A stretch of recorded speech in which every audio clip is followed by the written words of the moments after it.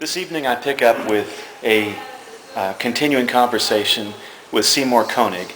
I know before we turn the camera on you mentioned that you were reflecting back on coming, I believe you came to Muscle Beach first in 1952, is that correct? July 4th, 1952. So you remember the date that you came to Muscle Yep. Beach.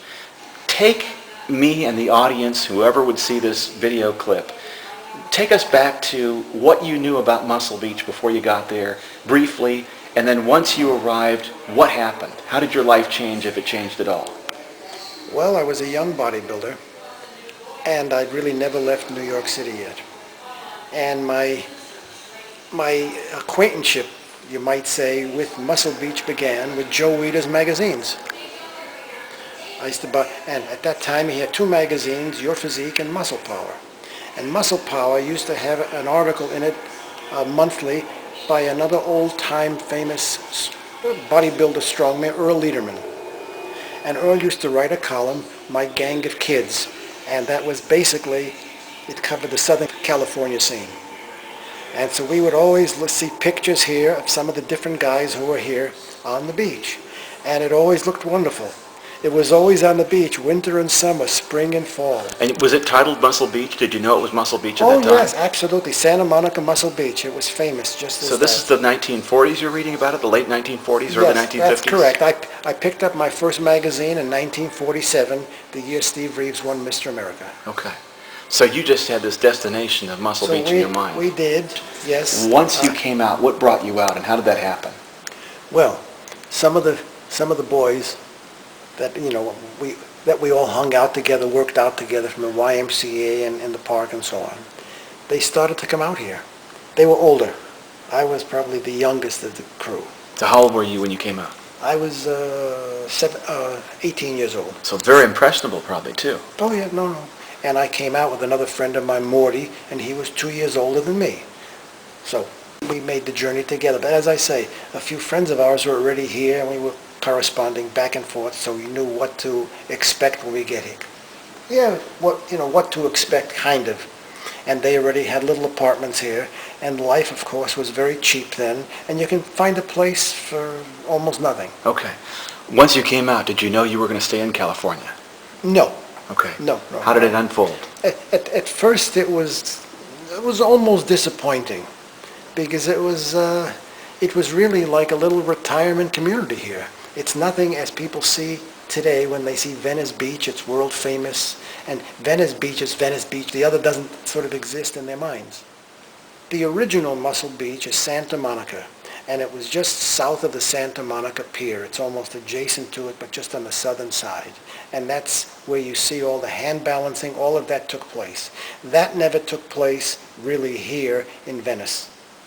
They all went there. So Venice isn't really Muscle Beach, it's Muscle Beach, Venice, or it's the weight pen in Venice. Back in 1958, Christmas time 1958, it was shut down. So for example, let's say like the famous bodybuilders, like we'll take Arnold for example, Franco and all the rest of them, when we'd all be out on the beach, let's say on a weekend or even a weekday in the summertime, be Venice. So 1952, you arrived. Please take us from the East Coast briefly, right to Santa Monica. You get here, what's it like? Why do you stay? We got on the plane. It was a turboprop in that time. I think it was about a 12, 14-hour journey. Not as smooth as today. It seemed to go on forever. And the plane then, it dropped you off in Burbank, which is a good distance away from here. And then we just found out, how do we get here? We just got the bus driver, how do we get here? And they said, you do this, you do that. And we got on the bus, and just take us to Venice. Take us to the last stop, the beach. And he dropped us off there. And I already had a friend here, we all did, and I already knew that I'd be staying with him. Is this 1952? 52, July 4th, that very same day. All right. We had places to go, and we went to friends who were already established. Okay. And so we got dropped literally on the beach, right there by Venice. So we got dropped off, and then from there... So you went to the original weight pen. Venice was your first stop. That's it, exactly. Santa Monica was some days later. Okay. So did you walk Venice? Did you look at the weight pen in Venice? Well, we saw it right there. Yeah. There was it. That's what my first recollection of the place, as I say. Wow. It was there. It was a weekend. I remember it was a Saturday or a Sunday. But you sort of looked and you didn't really know quite what to expect.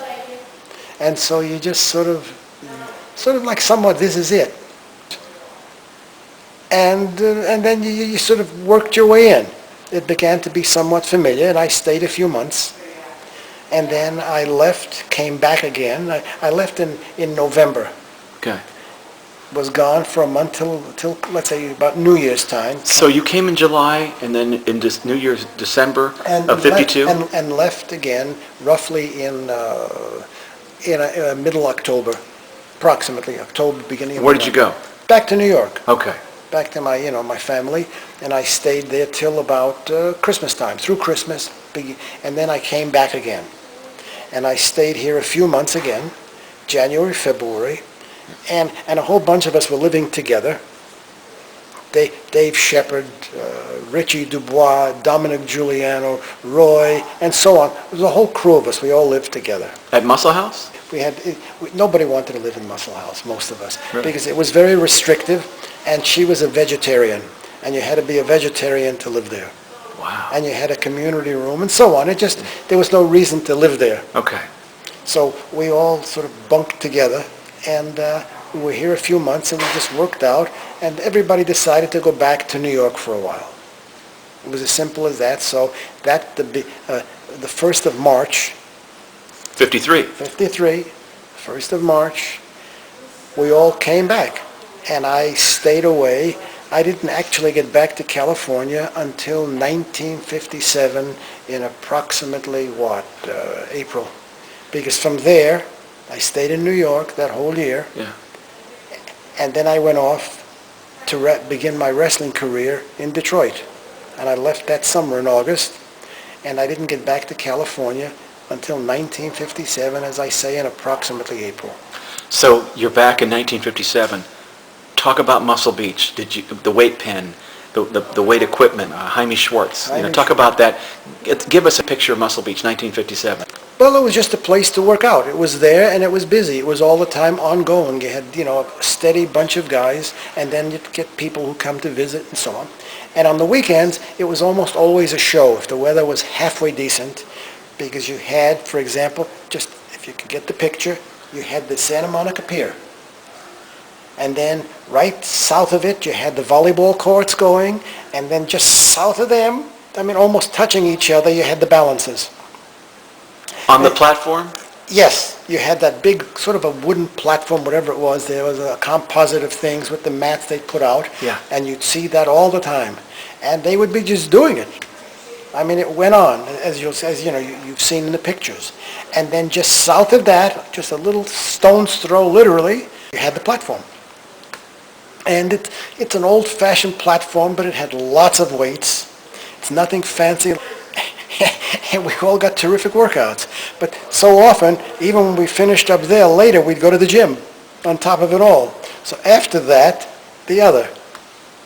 So the outdoor weight training and then the indoor weight training. And then, sometimes you got enough over there, so you didn't bother to go to the other place. Many times it was both. And on top of that, there are those of us who like, swimming and surfing. And so, when the surf was up, we'd hit the ocean. I'd hit the ocean anyway just to go swimming, but when the surf was up, the weights were a little set back, so to speak, and we'd hit the surf and we'd just get one hell of a workout, just literally riding waves.